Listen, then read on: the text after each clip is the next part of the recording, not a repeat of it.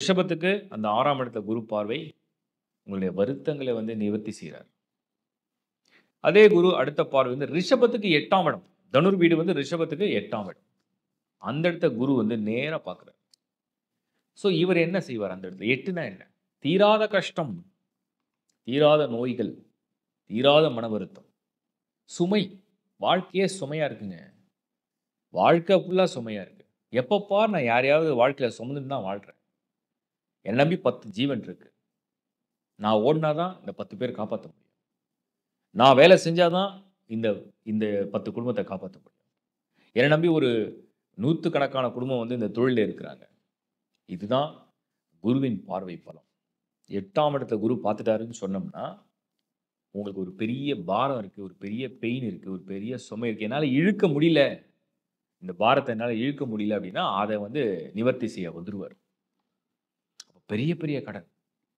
இதெல்லாம் சால்வே ஆகாது. இதெல்லாம் நடக்கவே நடக்காதுன்னு நெனச்ச விஷயங்கள் எல்லாம் சும்மா அப்படியே தவிடுபடி ஆக்கிடுவாரு. அதுதான் குரு பார்வை. ஒரு பார்வை வாழ்க்கையில ஒரு முக்கியமான மாற்றத்தை ஏற்படுத்தும். அந்த மாற்றம் எப்படி வேணா இருக்கும். ஒரு நபர சந்திக்கிறது மூலியமா இருக்கும். யாரோ ஒருத்தவங்க கை குடுப்பாங்க. அதே மாரி 8ஆம் இடங்கிறது இந்த கணவன், மனைவி, குடும்ப பிரச்சனை, குடும்ப தகராறுகள், வருத்தம், பிரிவு, மனக்கசப்பு, அந்த ரிலேஷன்ஷிப்ல என்னமோ ஒரு ஒரு இணக்கமாவே இல்ல. ஏதோ வருத்தம், ஏதோ ஒரு கஷ்டம், ஏதோ ஒரு குழப்பம்.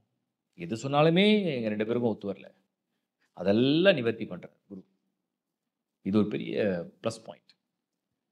தீராத அதாவது நாளளவுல ரொம்ப நாளைக்கா தீராத ஒரு பிரச்சனையோ, இல்ல தீராத ஒரு வழக்கோ, இல்ல தீராத ஒரு ஒரு ஒரு வருத்தமோ, இல்ல நோயோ இதெல்லாம் நிவர்த்தி பண்றவர் தான் அந்த குருவுடைய அந்த 8ஆம் இடத்து பார்வை. அதே மாரி நான் சொன்ன மாரி அசையா சொத்து சேர்க்கிற இடம்.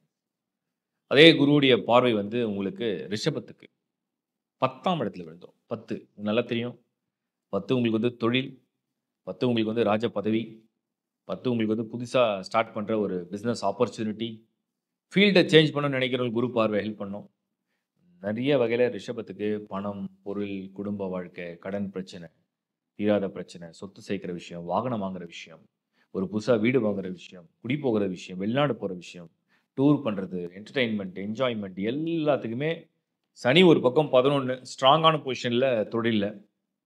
குரு ஒரு பக்கம் உங்களுக்கு 2ஆம் இடத்துல. ராகு 10ல. Super combination.